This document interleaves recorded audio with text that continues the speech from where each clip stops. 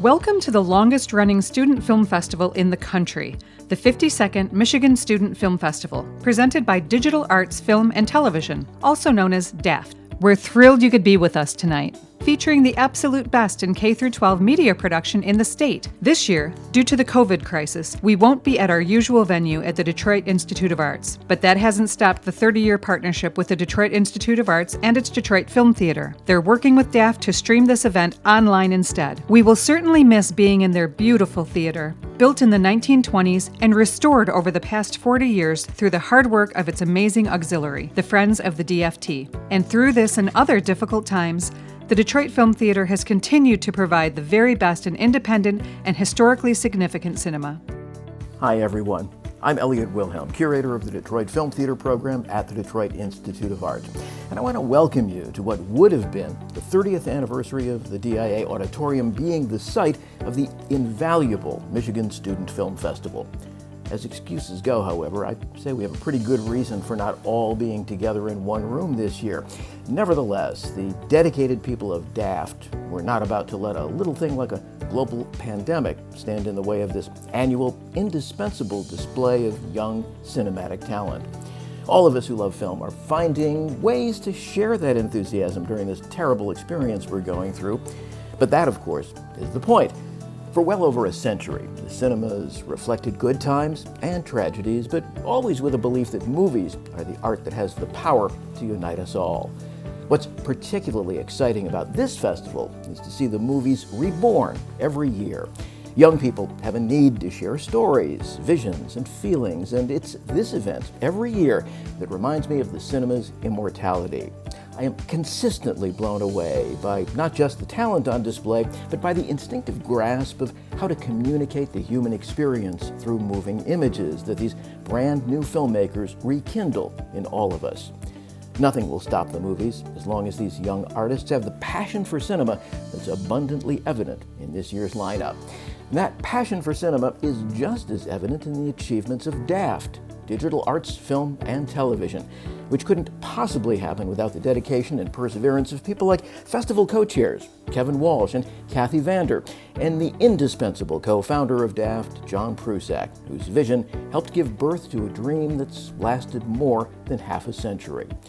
Okay, that's it from me. I'd better stop now or I'll be talking for half a century. And before you know it, I'll start plugging our own virtual film series at the DIA, which you can find at dia.org, and on and on and on. But I'm not going to do that. Instead, I've got a better idea. Let's start the show. We received nearly 300 entries statewide, and over 60 judges gave detailed feedback to each entry and designated awards at 4 different levels. The highest level, Best of Show, is what you'll be seeing tonight. Every single student will be receiving a certificate and the judges' detailed feedback in early June. Best of Show winners also receive a trophy, and best in each category is given additional awards in the form of cash, gift cards, or equipment. We want to take a moment to thank Buddy's Pizza, a very special partner of both DAFT and the DIA. Buddy's has kindly provided custom t-shirts for our students each year and provided a delicious luncheon for our first-round judges. Here's more from Buddy's.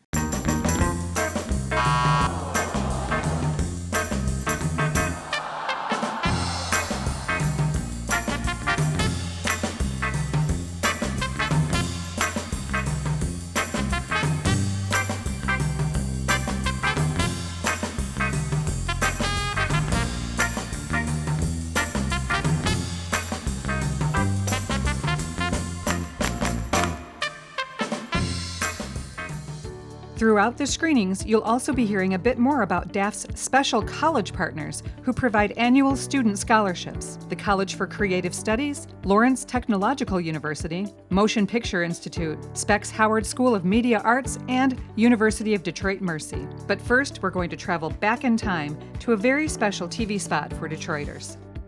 Attention, the Detroit Zoo will open in 5 minutes.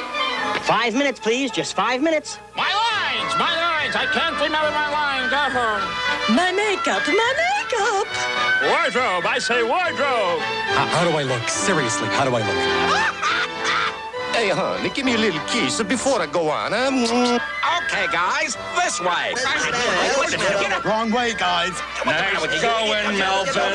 My lines! It's my line. Ba ba ba ba ba ba ba ba ba ba ba boo. I want to talk to my agent. Let me talk to your agent. Take it from me, you just gotta keep cool. Positions, everyone. Hey, no shoving. Away from me.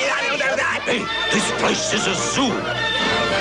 Visit the Detroit Zoo and see how the stars live. 1 and 2. This 1982 ad probably rang a bell for a few of you parents and teachers. It was the world-famous spot for the Detroit Zoo, created by Ron Castori and his business partner and wife, Mary Beth. Ron died of pancreatic cancer, and it is in his memory that his wife, Mary Beth Castori, has kindly and generously contributed to our festival, allowing us to add many of the prizes that will be awarded over the next 4 days. Thank you, Mary Beth, for your wonderful generosity honoring Ron. Each year, DAFT recognizes a teacher deserving of recognition and honor for their work with students. This year's 2020 Media Teacher of the Year is Scott Gillespie, a retired police detective who blended his skills as a filmmaker with his desire to give kids a creative outlet by starting the Downriver Detroit Student Film Consortium, which for many years has cultivated student filmmakers who've received numerous awards and scholarships. Congratulations, Scott, and thanks for your love of film and sharing your vision with kids. Next, here's a message from our partners at the Michigan Film and Digital Media Office.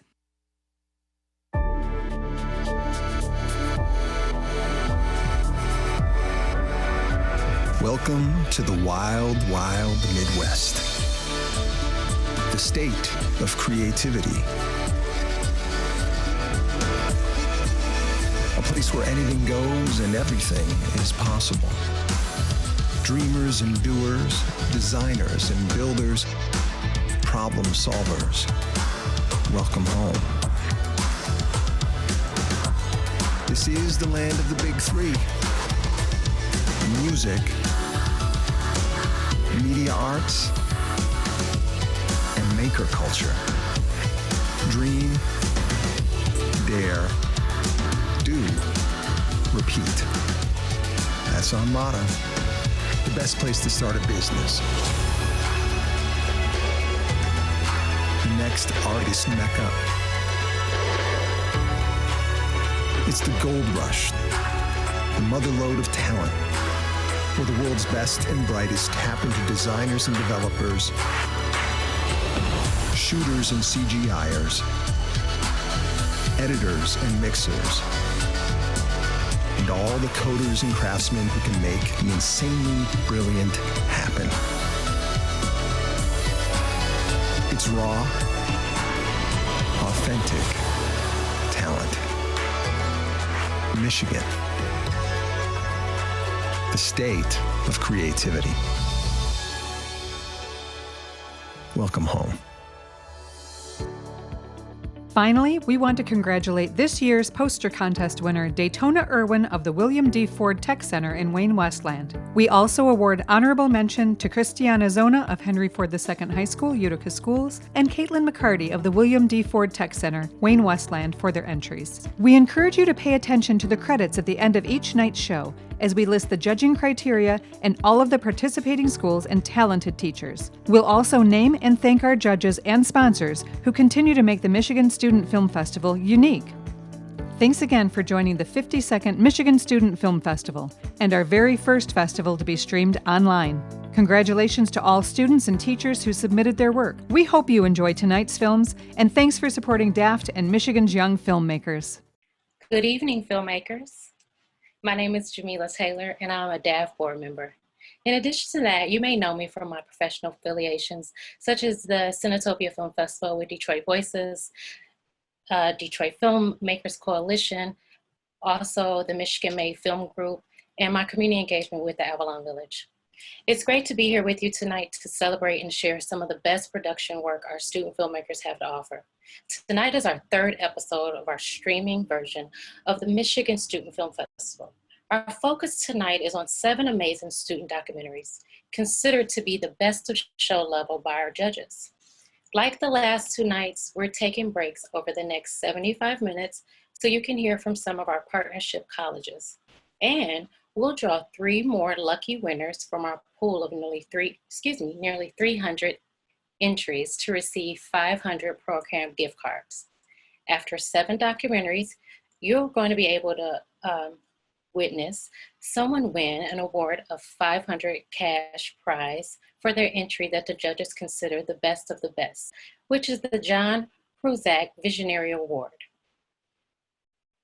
And we're also asked you to vote. You'll have a chance to participate in the voting process for the Ron Castori Audience of Choice Award, which will be your favorite video of the evening. So, without further delay, let's get started with tonight's first 3 student documentaries. Are you ready? I am. Enjoy the show. My name is Carson Higbee, and I go to University Liggett. My classmate Marcus Weigel and I have created a documentary called It Takes a Tribe. The film is about the history of addiction in Native American communities and how tribes today are dealing with this difficult legacy.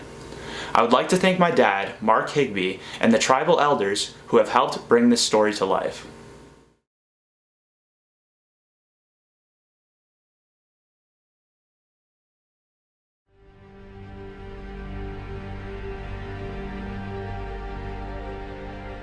The Native Americans had a very, very elaborate culture and a very elaborate government. We were classified as savages only because we didn't speak the same language and had no written language the way they did in Europe. We protected the country, we protected the land. We had families, we educated our children, we brought our traditions forward. So during the Age of Exploration, Europeans would arrive to a new land and they would plant their flag in the soil. They were thanking God for a safe voyage across the ocean. They literally were claiming the land for their own king and their own country. John O'Sullivan, who coins the term manifest destiny, said that it's providence that gives Americans the right to expand westward. And therefore they believed that they were improving both the land and its inhabitants through this westward expansion. If we think about the painting by John Gass called American Progress, the central figure of that painting is an angelic figure laying out telegraph wires across the western plains. So manifest destiny is seen as a divine right to settle the West, to improve the land and the people. The U.S. government forces cultural assimilation onto Native Americans. The belief was if the American government and the American people could make Native Americans more like them, that they will improve the lives of the Native Americans, that they will give them a more fruitful and productive life. Cultural assimilation takes a few different forms, and I think the most obvious and well-known form is that of the Indian boarding school. Each reservation was given a quota of children that they had to send to the Indian boarding schools, and it was at those Indian boarding schools that a really systematic dismantling of Native American and cultural identity takes place. As an example of the residential school system, here's a young Blackfoot boy in 1889. This picture was taken when he was brought to the residential school. And this is the same young man a year later, ironically with the Christian name Thomas More. Through the Indian boarding school, children either forgot their cultural heritage or they were convinced that practicing that traditional Native American tribal culture was wrong.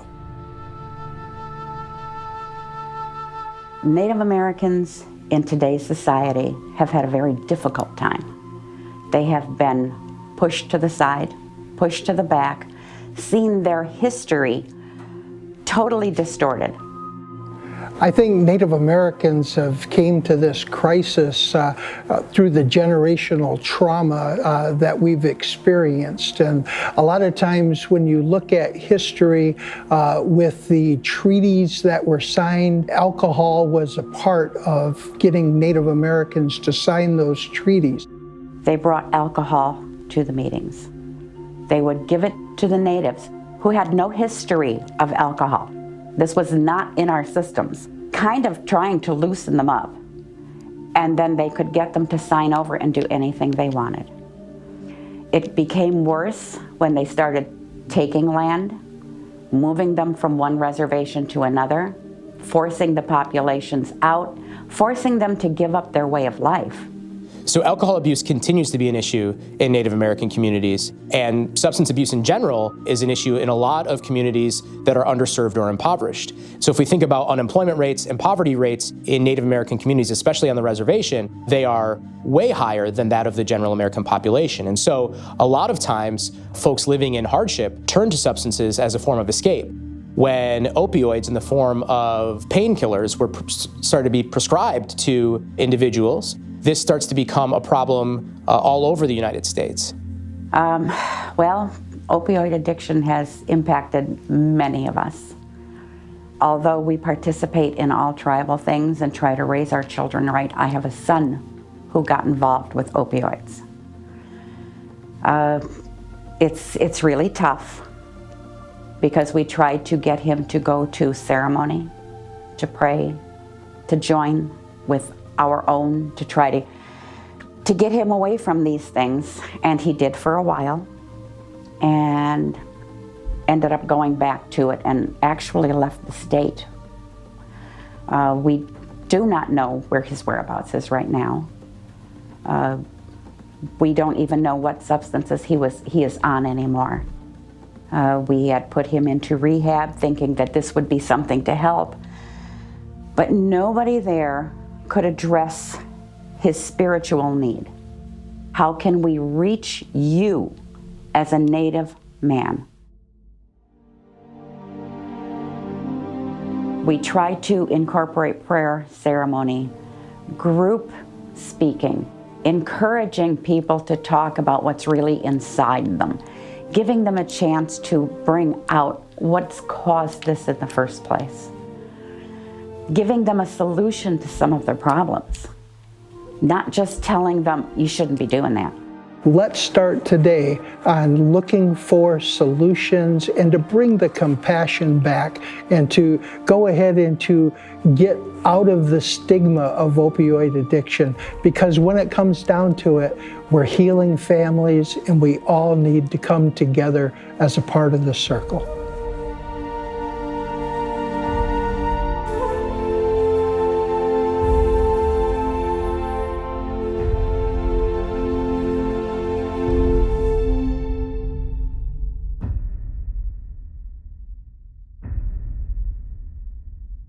Hi, my name is Frank Parkinson, and I'm super excited to accept my Best of Show honor for DAFT for my mini documentary, The Journey of a Lifetime. I want to give a big thank you to Mr. Bush, my video teacher, and my high school, Saline High School. And I also want to congratulate all the other winners and everyone who was nominated.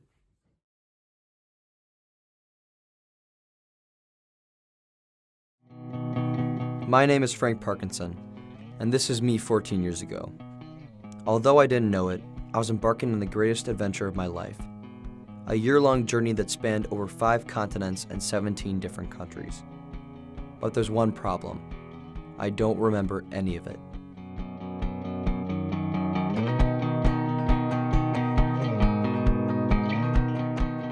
I've seen the home videos and I've combed through the hundreds of pictures, which have formulated this great story in my mind.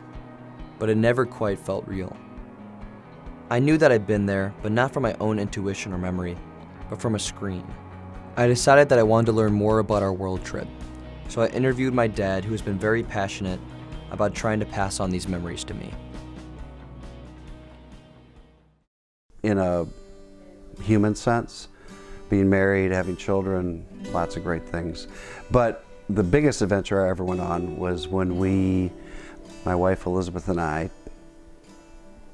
took some of our kids out of school, sold things, and went around the world for a year.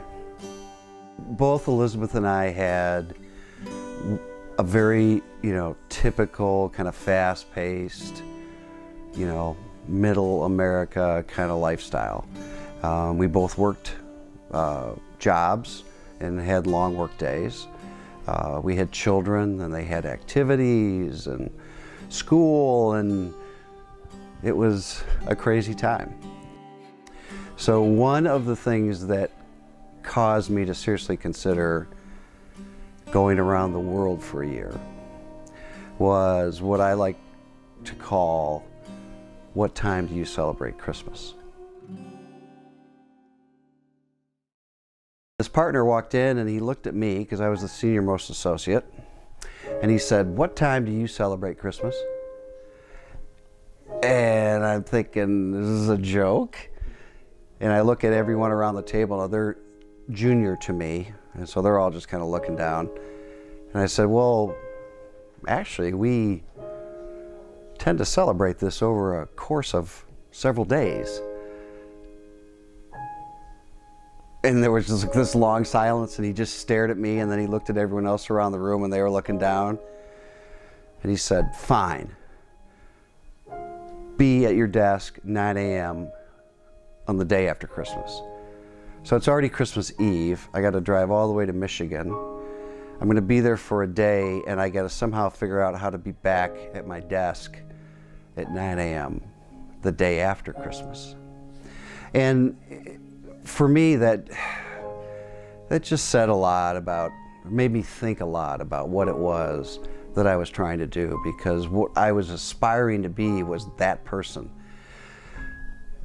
And yet, I wasn't sure that I wanted to give what was needed to make partner.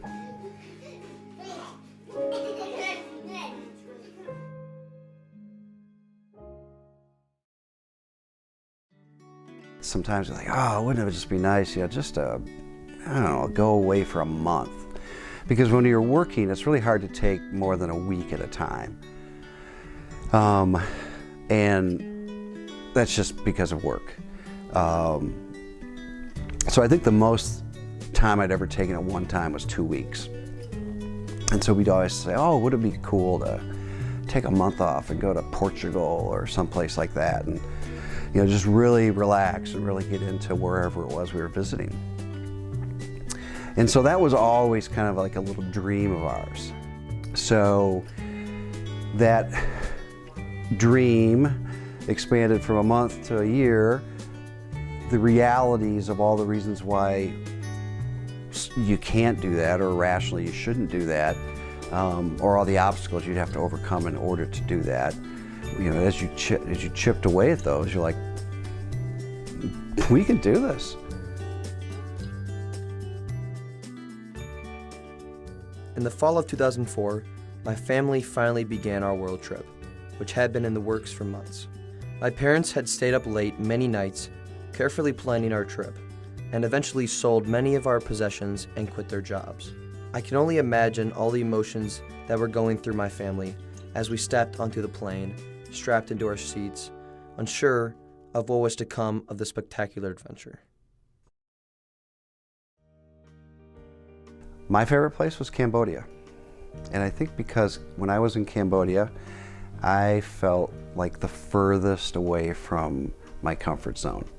Not that I was uncomfortable, it's just everything was so unique. The country, underdeveloped country. People were beautiful and so kind and just so happy, notwithstanding the fact that they had been through so much. So I think when I was in Cambodia, I felt like, wow, I'm on a world trip. Keep in mind, I was only 3 years old. This meant that my experiences in the places we visited were vastly different than my family's. It also meant that my parents had to deal with an entirely different set of problems, which comes with a 3-year-old, while also traveling the world. We tried to make it as, much of an experience for you as any of your sisters and ourselves. But you're 3, so what do you want? You would pick up anything, anything, and make it into a sword. A seed pod, a stick in the street, whatever. We actually ended up buying you a feather sword from the Wiggles and a Captain Feather Sword hat, because you couldn't hurt your sisters as much with this soft little feather sword. But you loved just running around. You did not want our shoes or socks. I'm sure it's very normal for a 2 or 3-year-old, but we're like everywhere. So you pretty much went throughout Asia without ever wearing shoes or socks. You loved fountains. You would like go away from us. If you saw a fountain, you would climb up and just start walking around the water.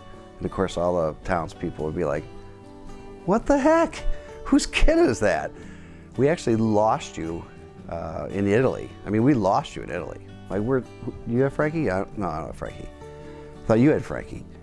So we just like kind of ran around the corner, and there you were, like in this public square, this beautiful fountain, and you're just like doing this and stomping through the water, and these Italians are looking at us like, you know, get a grip on your kid, will you?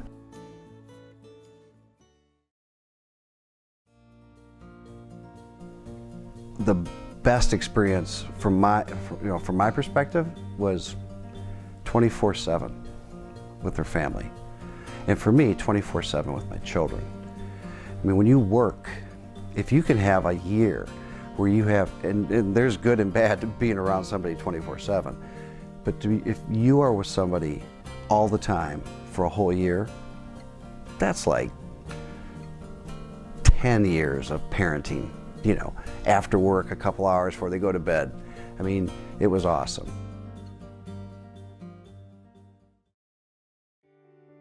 People are inherently good around the world.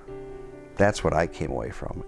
And what I wanted my children to understand is that there are different looking people, and they speak different languages, they eat different foods, they worship different gods. You know, they ride in ox carts, but they're all good people. And so you're hoping that your children learn tolerance, that they're not afraid of things that are different than what they're used to, and that they learn that they can travel around the world, and if all they need to do is smile, learn a few words of the language, be humble, and people want to help you. I really appreciate you wanting to interview me about this, and I'm glad that you're reading some of the accounts, because I know that you were the youngest, and you probably have the least unplanted, you know, memories of it. But it was a wonderful year for me as a father to be with you every moment. And I encourage you to go places and see things.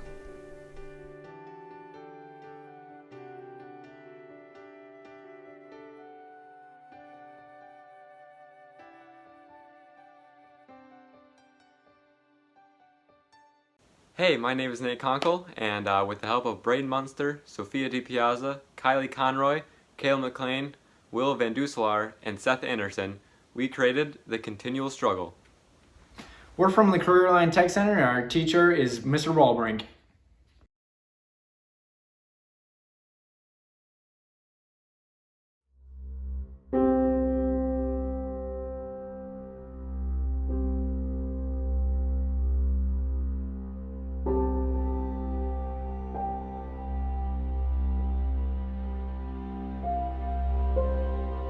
My art is very unique in the sense that it's highly educational, and it's also got I don't want to call the word political, but it's got, you know, an activism element to it and a historical level to it. I really studied a lot of history for this. And a lot of people, I think, wrongly can characterize this as being African American art or work about African Americans. And I guess it's not true. This is the most American story that we really have. I mean, these are Americans who changed the country for the better. You know, there were amendments to the Constitution made about this from people who literally spoke words with their feet. These people had little or no resources and literally changed the country, changed our lives, and I think that that's extraordinarily important for people to understand.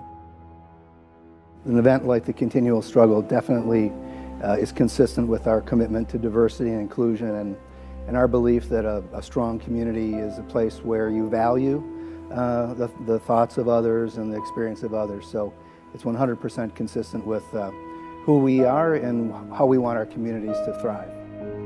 As far as the community, I think this is a great way to bridge the gap. You know, there's lots of young folks, there's lots of adults, there's lots of professionals, and this kind of brings everyone together to talk about something that I think is very needed. Extraordinarily important for people to understand, and it's highly motivational for the issues that we see today. Like if those people could make that monumental change, we can do it too. It's not gonna be easy, it's not gonna be luxury, but look what Thea accomplished. You know, it's amazing. If you really learn and take the time to find out, like some of these paintings explain, what's going on in this country and how people overcame that, I think that that's one of the greatest stories of heroic success that this country has ever seen. Cannot hinder no man. Cannot hinder me.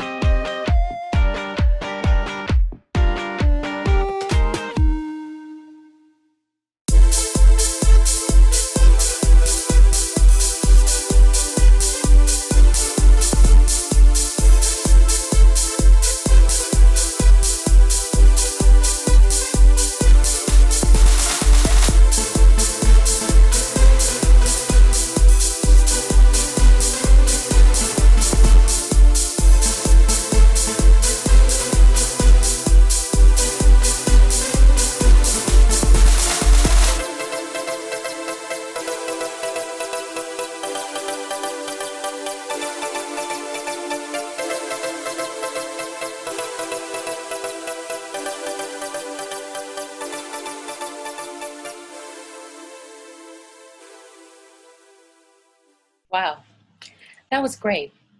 We want to thank DAFT board member Jody Gaber and her amazing department at Lawrence Tech, who also hosts last year DAFT's Summer Focal Point Film Camp for our high school students.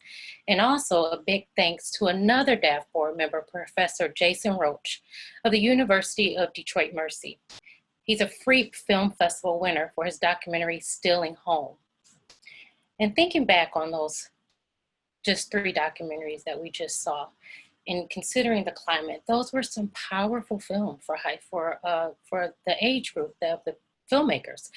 Just the takeaway from those films, it takes a village. It totally takes a village. We're relying on our neighbors and each other to look out for each other by looking out for ourselves and protecting ourselves. One takeaway was we all need to come together as a part of the circle.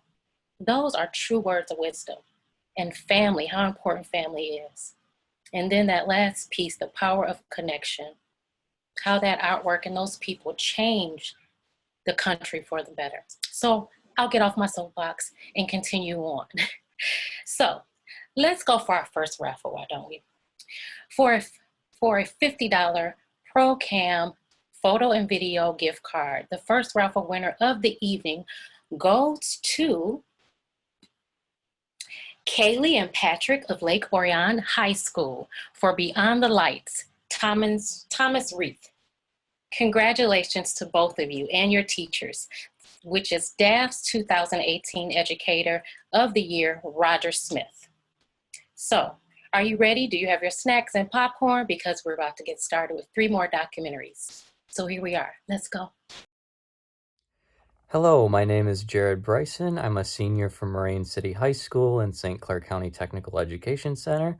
My instructor is Mrs. Murphy, and my documentary is called The Blue Water Area on Rails, which takes a look at the railroad history of the Port Huron Blue Water region in St. Clair County.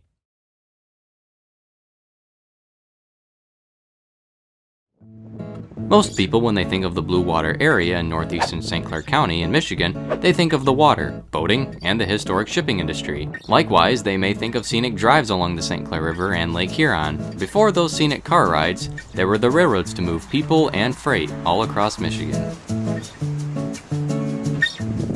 The first of which was the Grand Trunk Railway of Canada. Arriving in 1859 via railcar ferry service from Sarnia, Ontario in Canada, the railway would expand westward for Flint and eventually Chicago, Illinois. The Chicago, Detroit, and Canada Grand Trunk Junction Railroad was also completed in 1859 after building a mainline and passenger depot out of Fort Gratiot and expanded southwest for Detroit. Port Huron's own Thomas Edison, at age 12, convinced the railroad to let him sell newspapers and candy on a daily Port Huron to Detroit passenger train. After the Civil War and into the 1880s, Port Huron's population, industry, and overall importance grew quickly along with the railroads across America. Then, a global feat was accomplished in Port Huron. The world's first underwater rail tunnel from Sarnia, Ontario to Port Huron, Michigan would be opened in 1891 and allowed for a much quicker operation of moving freight and passengers internationally. Meanwhile, in the late 1800s and into the early 1900s, several railroads had arrived in Port Huron to set up their own bases of operation, including the Port Huron and Northwestern Railway, Flint and Pure Marquette Railway, and the Detroit-based City and Western. Those railroads in 1900 would come under ownership of the Pure Marquette Railway. Then in 1917, the new Port Huron and Detroit Railroad began expanding out of Port Huron south to Marysville and then St. Clair and Marine City, carrying salt, sugar, coal, and lumber. By the 1940s, the biggest rail company in Port Huron was the Grand Trunk Western, or GTW, which was formed from the Grand Trunk Railway of Canada, Chicago, Detroit, and Canada Grand Trunk Junction Railway, and other smaller lines. However, the Port Huron and Detroit, or PH&D, and Pure Marquette Railway, which was merged into the Chesapeake and Ohio Railway in 1947, were also key players in the railroad market of Port Huron.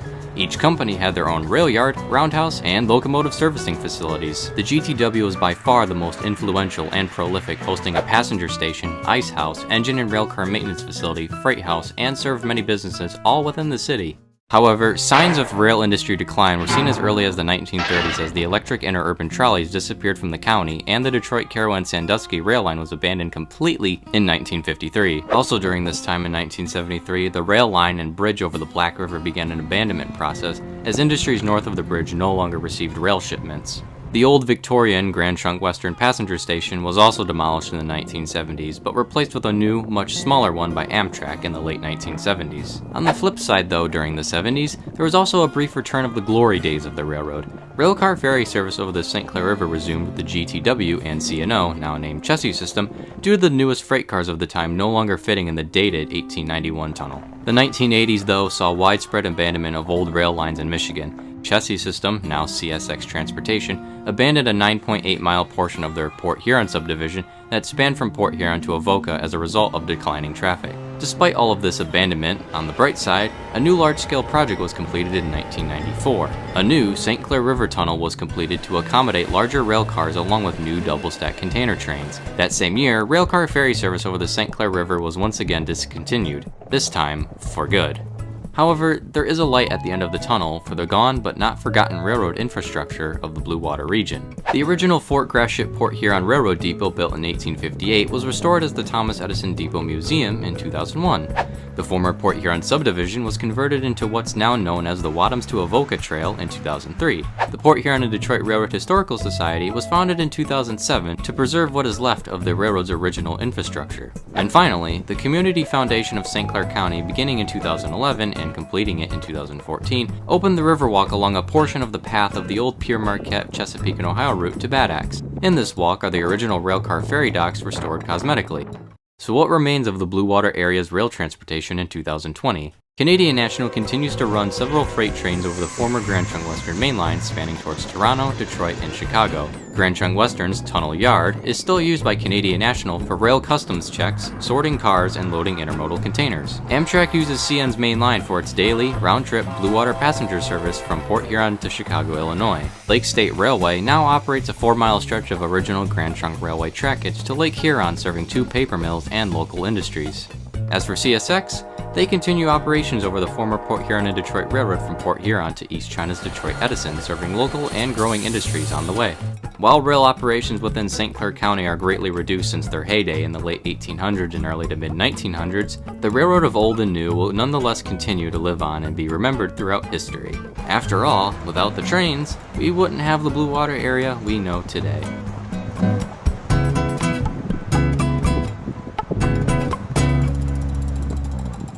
Hi, my name is Hannah Frisetto. I'm a student from Royal Oak High School. My teacher's name is Mr. Conrad, and my documentary is titled For What We're Worth, a look into the gender pay gap.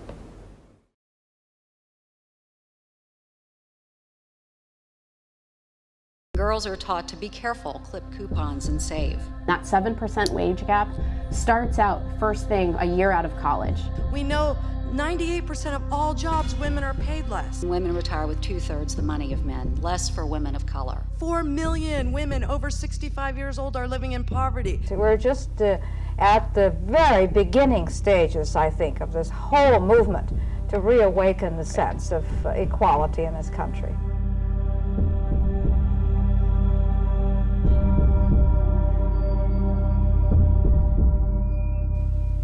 What is the gender pay gap? According to the American Association of University Women, the gender pay gap is the gap between what men and women are paid. This most commonly refers to the median annual pay of all women who work full-time and year-round compared to the pay of all men who work full-time and year-round.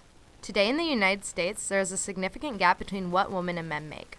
A pay scale report found that in 2019, women made only 79 cents for each dollar that men made. A Bureau of Labor Statistics analysis discovered that in 2018, median weekly earnings for female full-time wage and salary workers was only 81% of men's earnings. This difference in wages occurs in almost every job. The American Association of University Women states that in a comparison of occupations with at least 50,000 men and 50,000 women in 2017, 107 out of 114 had statistically significant pay gaps that favored men. How does this happen? To learn more about this issue, I spoke with local employment attorney, Jennifer McManus, and asked her to explain some of the laws that are already in place to help prevent this gap in pay. The Equal Pay Act was initiated in order to ensure that women earn equal pay to their male counterparts. Title VII of the Civil Rights Act is one of the most important civil rights statutes, federal civil rights statutes governing workplace conduct. It protects workers from discrimination based on age, race, gender, or national origin. We also have the Americans with Disabilities Act, which then protects workers against discrimination based on their disability status. These laws give people a tool that they can use to take employers to court and fight against wage discrimination. So without these laws, women didn't have a whole lot of recourse other than just trying to go directly to their employer to complain about it. After speaking to Jennifer about the legal side of the pay gap, I wanted to get a youth perspective. I spoke to 2 high school seniors, Rosie Panis and Quinn Owens. Both students plan to seek further education following high school and start a career in the medical field. I informed them of the average pay gap in their desired profession and asked for their opinions. It isn't fair because we do the same job, we work the same hours, but somehow one gender gets paid more than the other, which does not make sense. So, what can we do to diminish the difference between what women and men make? There's probably not an easy solution, as this gap has existed for so long, but there must be some way to solve this. I asked Jennifer, Quinn, and Rosie what they thought. Well, I think one of the most important things that we can do is refuse to be complacent. As long as we continue speaking up and continue asking these agencies, state and federal agencies, to open their investigations, continue talking to employment lawyers to get wage records, to examine these disparities, these wage disparities, hopefully some employers will get the message and take a closer look at their own pay practices. We should probably press more businesses to notify and compare their salaries between men and women, see how much they're making, and then try and find some common ground. Either pay men less or pay women more. I would say pay women more, so we need to increase the quality of living. We need to stop decreasing it.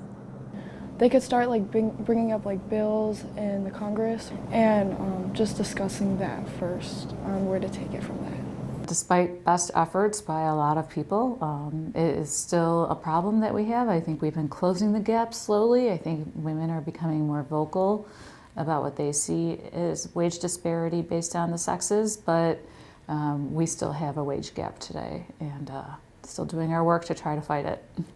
They could definitely talk about it more, especially in the upcoming election. That would be an interesting point of topic. More needs to be done to finally solve this issue and completely close this gap in pay. While there are many topics that deserve to be discussed in the upcoming election, this one should not be forgotten about. As a young woman who will soon enter the workforce, I know that I deserve to be paid the same as my male coworkers.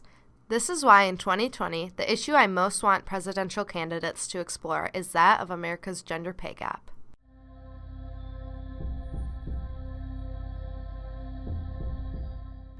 Hi, my name is Campbell Bush. My film is Fearless, the memoir of Merrick Mayshaw. I go to Romeo High School and my teacher is Mrs. Harbison.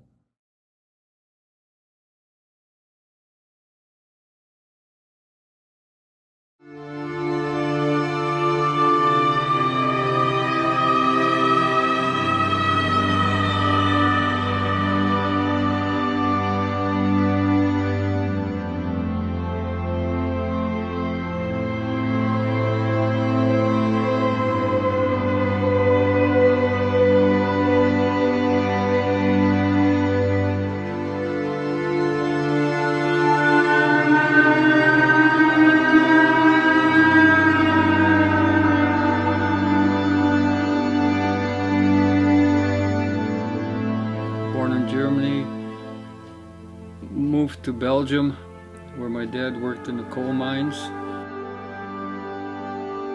We finally were able to leave Europe and ended up in Canada. We came over on a ship, the SS Nelly it was called, and took a couple days. I had the run of the ship because I was only 5 or 6 years old, so I went all over the place.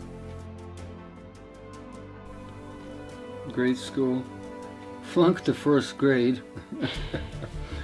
I had no knowledge. I didn't know how to speak the language, so my parents didn't either. So I didn't know what the heck I was doing, and there was no one teaching you. You just had to pick it up on your own. High school? Oh, high school was when we moved to Warren. Then I went to high school, Fitzgerald High School on 9 Mile and Rhine. And that's where I finished my schooling. Lawrence Tech for mechanical engineering, but school wasn't for me, so I dropped out. I tried again for school. I went to Macomb for night school and that. School wasn't for me, so I turned into a carpenter. I was going to Macomb when I met her, Macomb Community College. It was after Lawrence Tech. I actually picked her up on the street. Buddies of mine were driving by, and one buddy says, "Oh, I know that girl. So let's give her a lift to her house." I said, "Okay." So we gave her a lift, not knowing that a year or two later, I'd meet her in church. And we clicked from then on, and that was it. Marriage, September 28th, 1969. April 12th, Uncle Sam called. He said, report for induction May 12th, and the wedding was supposed to be on May 31st. So that never happened then. And I figured once I got out of basic and AIT, was off for 3 or 4 days, I says, that's when we're going to get married. Amazing grace, how sweet the sound that saved a wretch like me. So actually when I went over after NCO school, I was a sergeant already. I didn't try to get any medals for anything else. Well, once you go to NCO school, that's your rank when you leave. It was either NCO school, which is being a sergeant in that category, or I had another option, OCS, Officer Candidate School. Actually, when I came back to being a father, somehow I took to the baby with no problem. Took care of her, changed diapers. Oh, like a proud dad, of course. You know, walking your daughter down the aisle and giving her to somebody else. Yeah. That was great. That was great.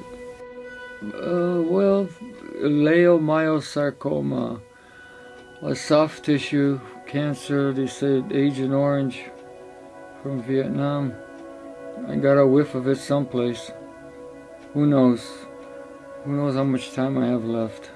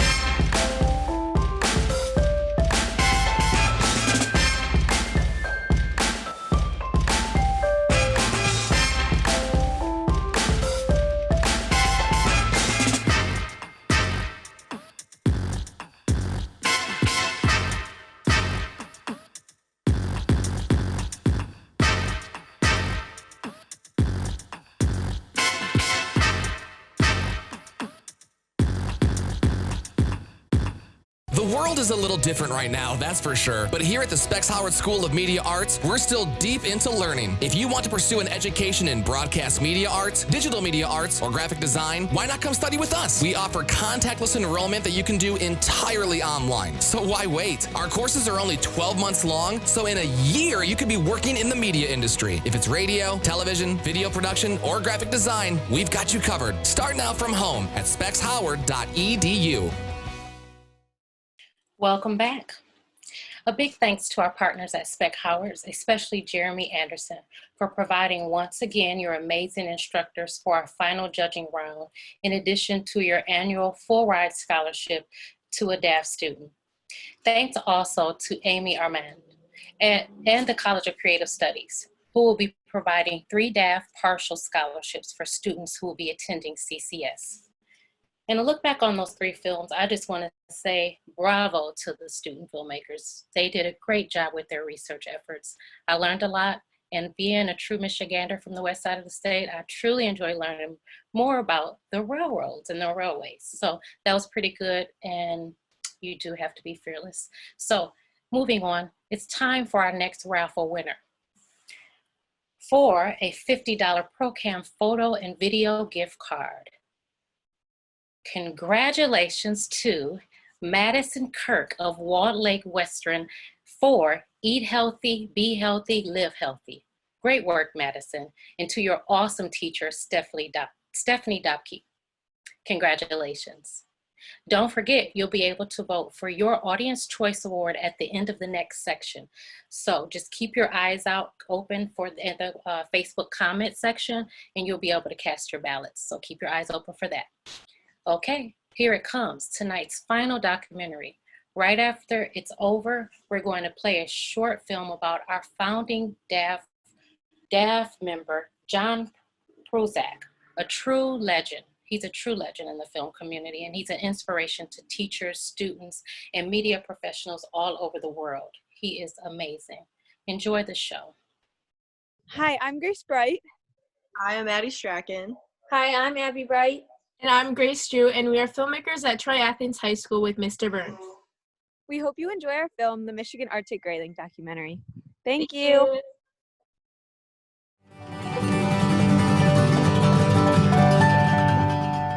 Grayling, of course, were always intriguing because they were the native fish, native salmonid to this region, and they had gone extinct. Arctic grayling to me is just an easy thing for everyone to love because it's such a beautiful fish. From a morphological standpoint, it's built differently from fish we have.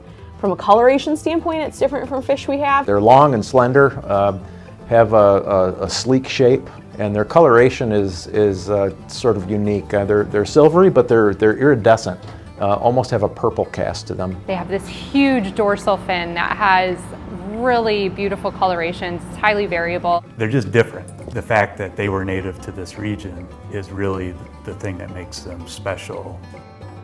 How does a fish go from being perhaps the most abundant in Michigan waters to gone? This is the story of Michigan's Arctic grayling, and more importantly, it's the story of how to bring them back.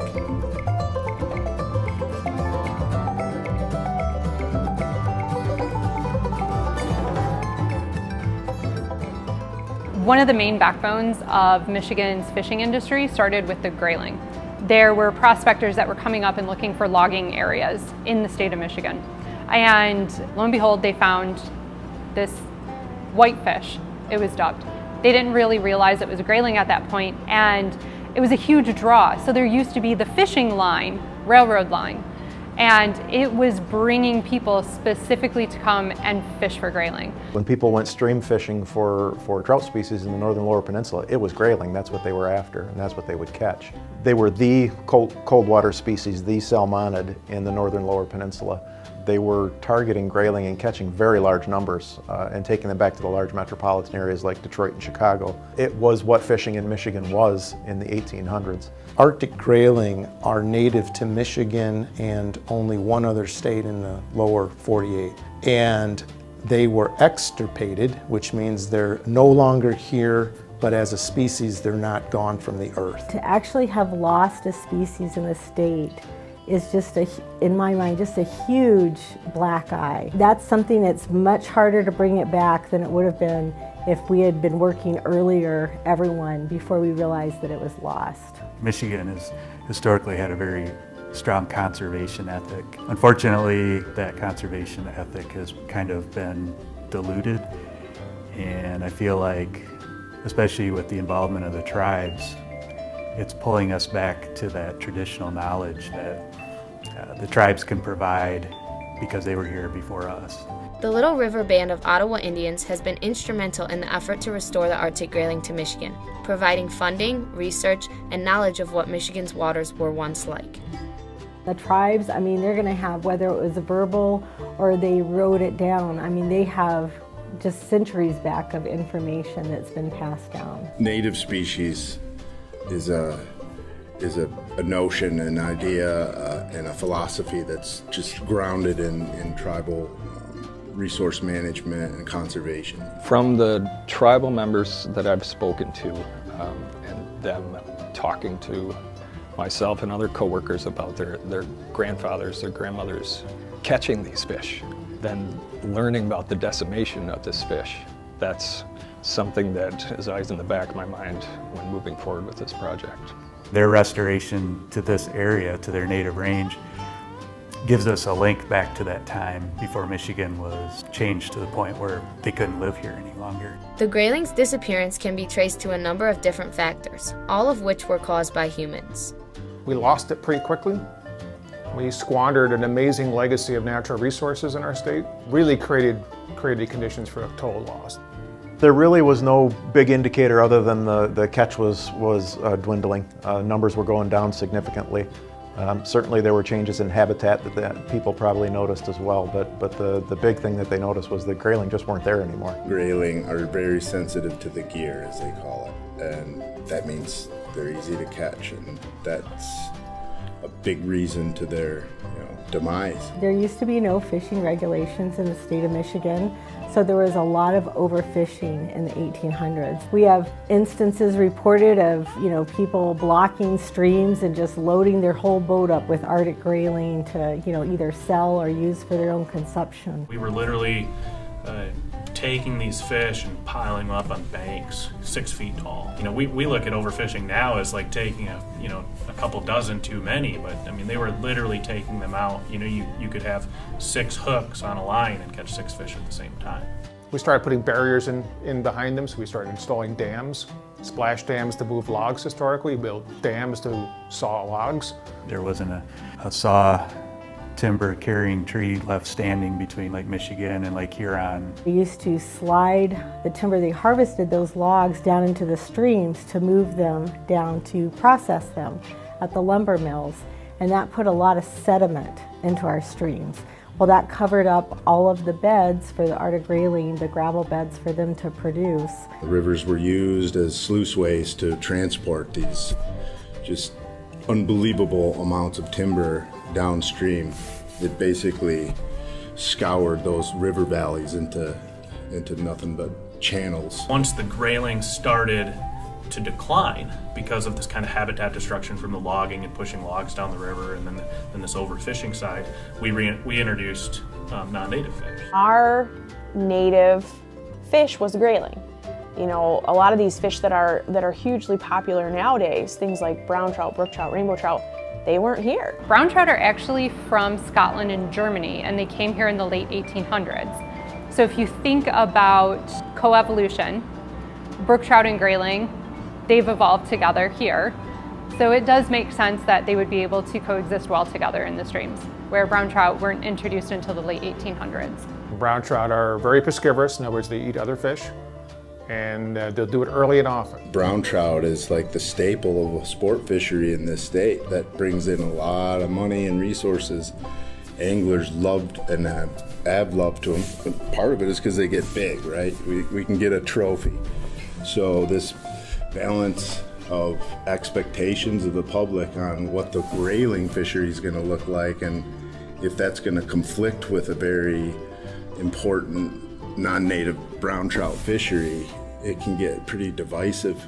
I think the reason why the people are concerned is because they've worked so hard to maintain a quality brook trout fishery, and this has involved actually physically removing brown trout from the stream, because brown trout are very aggressive. I think their concern lies with the fact that all that work may be undone by introducing another species. However, I would argue that the literature shows that grayling can coexist with brook trout, not so much brown trout.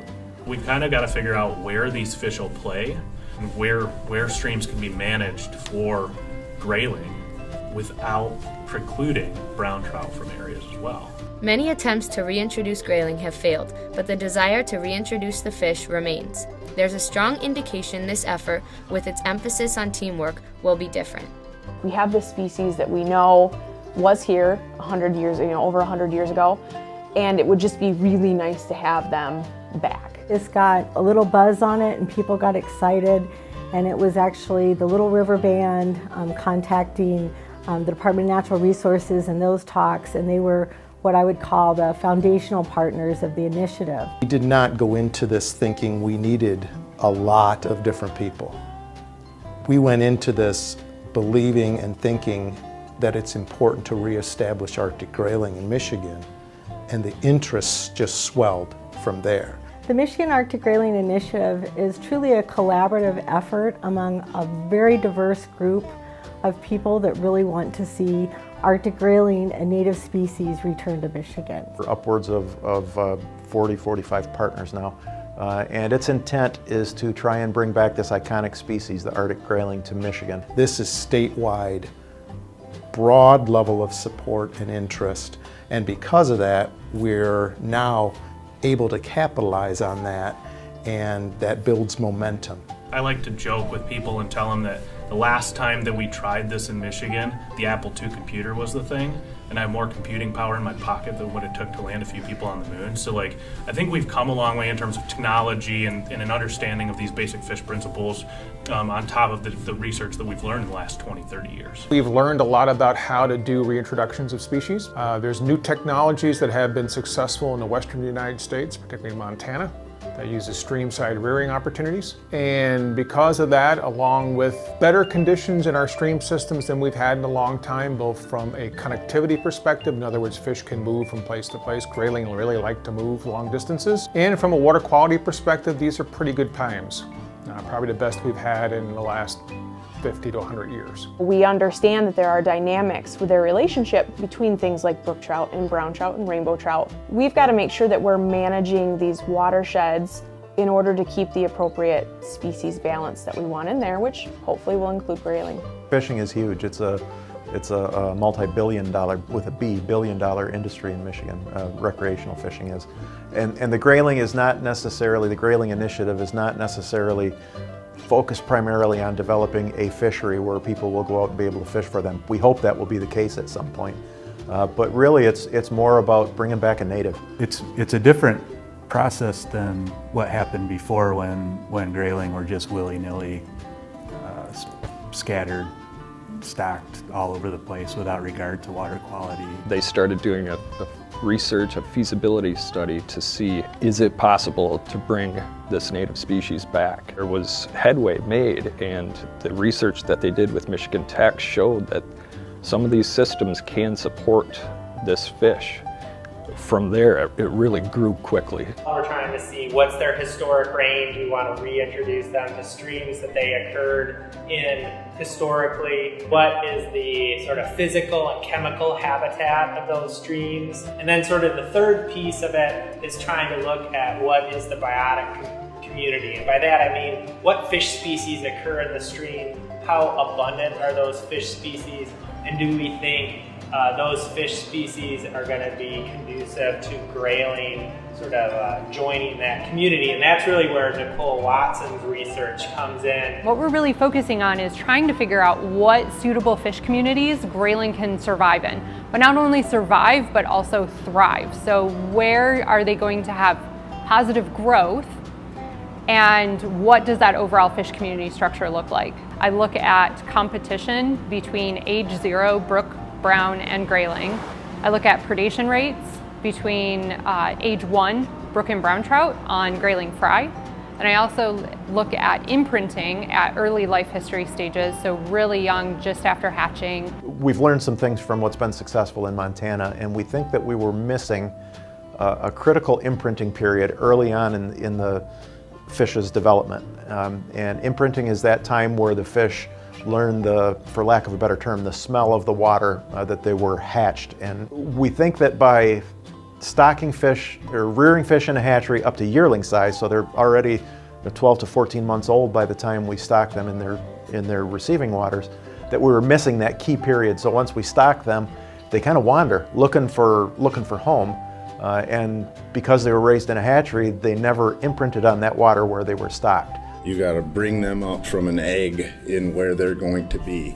So they have this deep evolutionary capacity that they require, to be born and raised in the place that they're going to live and survive. A remote site incubator is a device that allows grayling to develop in the water it will live in by exposing the eggs to stream water in an environment safe for them to grow. It appears the RSIs are the missing piece for a successful reintroduction. In Montana, they had raised grayling in the hatchery and tried to reintroduce them to some of their native areas in the state. It wasn't very successful, and then they decided to sort of, steal this idea from that what people were using, salmon researchers were using in the Pacific Northwest with these remote site incubators. And when they started using those in Montana for grayling, we're not exactly sure what the mechanism is of why they were successful, but that's when they started to have success. And that's the main reason we want to try to use them in Michigan, is to sort of see if we can mimic the success that they've had in Montana. We're really hopeful that by putting them into the streams as eyed eggs that are just about ready to hatch, that they're going to be exposed to that water, They'll learn that chemical fingerprint, that smell, if you will, of the water, and they'll know how to home right back to that, not just that stream, but that exact gravel bed where they were hatched. And in this instance, they're not emerging from a gravel bed, they'll be emerging from the remote site incubators. We're hopeful that this is gonna be effective. Once graylings successfully make it into the rivers and streams, they face the additional threat of competition.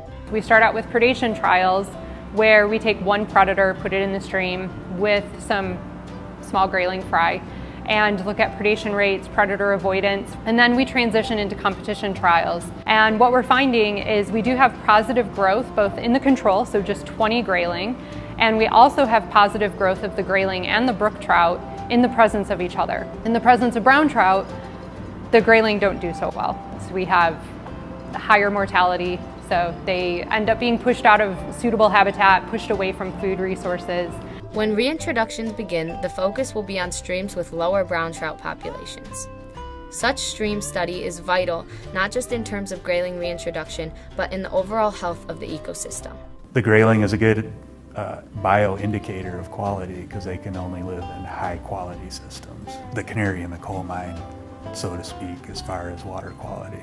So if you see declines in your most sensitive species, you got a problem somewhere. This research is happening in an effort that may not have happened if it was state funded. If the grayling effort doesn't succeed, we can still use that science rather than kind of the regional specific, we don't know enough about each individual stream, so we kind of put a blanket statement over it.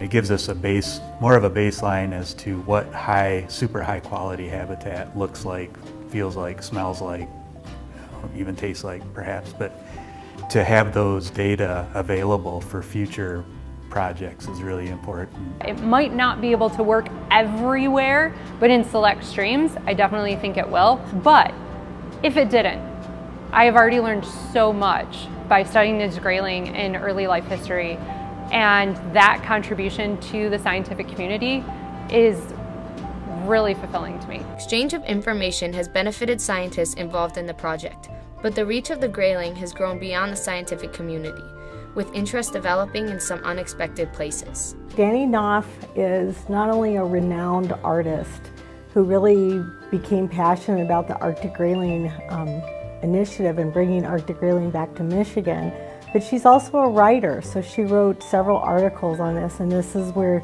she really became interested in the project.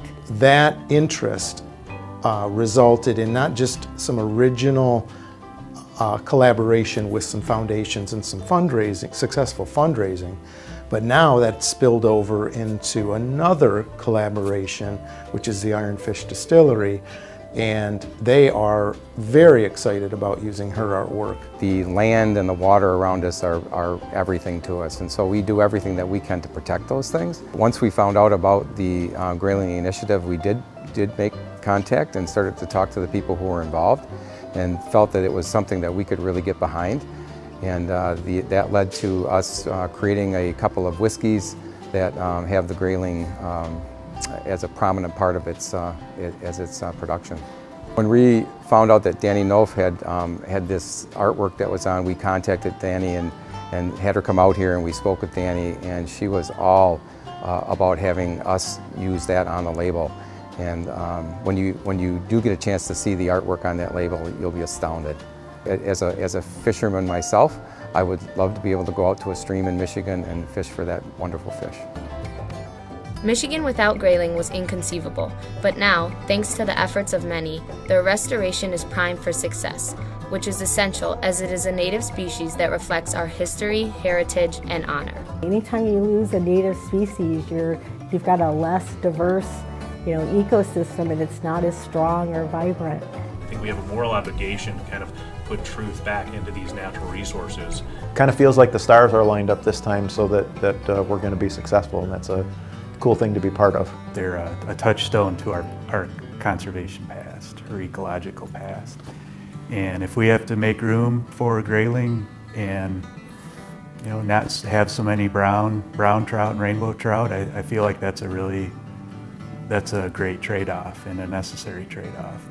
But the sky still as blue, white as before, and stars still shine down upon us wherever we may roam. So let's cast out our nets and open every door. Let's let love guide us, let it be, as we roll on down the road. We've come a long way now, and we've learned somehow to get by.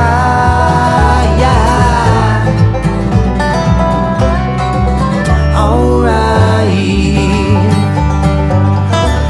we've come a long way now, and we've learned somehow to get by.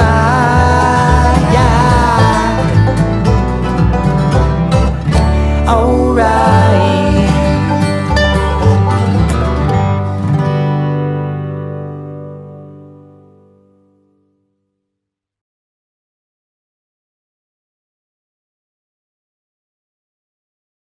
Some of the films that I've worked on, what have I worked on? Let me think.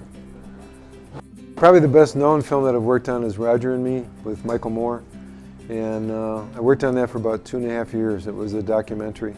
What have some of your students accomplished? I've had a tremendous amount of students through my years. I've been teaching for 45 years, which is hard to believe that it's been that long. Some of them have gone to great things.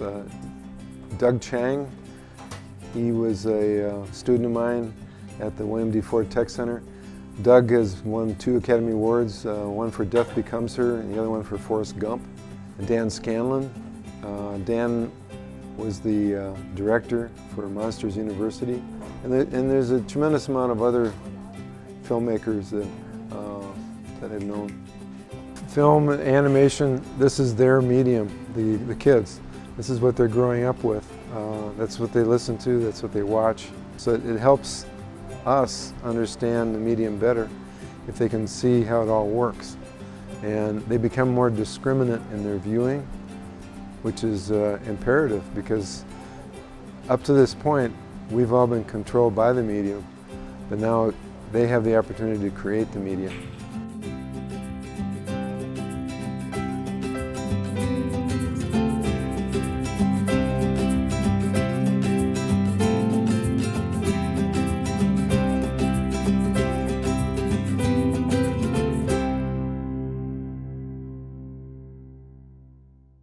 Hi, welcome back.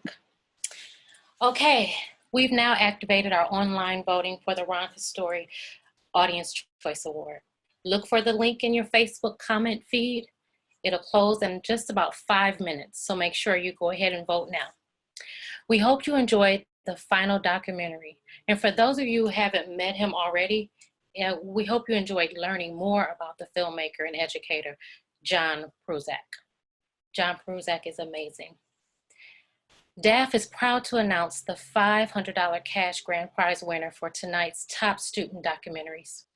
The John Prusak Visionary Award goes to the team from Troy Athens High School for the Michigan Arctic Grayling Initiative. Congratulations, Abby, Grace, Madison, and Grace, and to your teacher, Adam Burns. That was truly an amazing piece of filmmaking, as were all the stories told tonight by our filmmakers. We're going to keep the Audience Choice Awards open during this word from our partners at the Motion Picture Institute and our last raffle drawing of the evening. Greetings from the Motion Picture Institute. We sincerely appreciate you visiting us while the country works together through these challenging times. If you're an aspiring filmmaker or a parent of one, you might want to take a moment to consider your plans for the coming fall. Here are some reasons to consider the Motion Picture Institute's comprehensive one-year training program. MPI's intimate class sizes and close proximity make it a film school in your own backyard. This can be a comforting option for college in uncertain times. When you compare us to other schools, MPI is one of the most affordable accredited institutions in the country. MPI has been training and launching careers in the movie industry for over 20 years, and our graduates are working all over the world, from here in Michigan to Georgia, Los Angeles, New York, Denmark, and just about anywhere movies are made. So when things get back to normal, You could be armed with an MPI education and ready to start your career. Visit us online to fill out an application and arrange for your own private tour. MPI, a film school close to home. Thanks again to Kirk, Doug, and the entire team at MPI for your annual scholarships, as well as for the delicious Buddies pizza we have annually provided for that you annually provide for our festivals Afterglow. Okay, here's our final raffle winner for the evening and 9th overall winner of the $50 ProCam gift card. Congratulations, Nathan Ewing of Byron Central High School of Byron Central Bulldogs Varsity basketball team. Thank you for your entry to our festival, and special shout out to your amazing teacher, DAFT's 2014 Educator of the Year, Julie Vanderlyn. Okay, it's time to close our voting. That's a wrap. No more voting. We're going to announce the winner of this evening's Ron Castori Audience Choice Award. And while the votes are tallying, the winner for the award is For What It's Worth. Great job. For what it's worth, you have won tonight's Ron Castori Audience Choice Award. Congratulations. Thanks to everyone for making our third night of this live streaming of the Michigan Student Film Festival a night of success. We'll see you right back here on Facebook tomorrow live at 7 p.m. for 12 amazing narrative films, including the announcement of the grand prize, which includes $500 cash. And we'll be right back with 3 more raffle drawings and our final Castori Audience Choice Award. Got 2 more minutes? Stick around for the credits. That's the best part of a film and a film festival. We look forward to seeing you tomorrow night, and thanks everybody for joining us. See you on the big screen.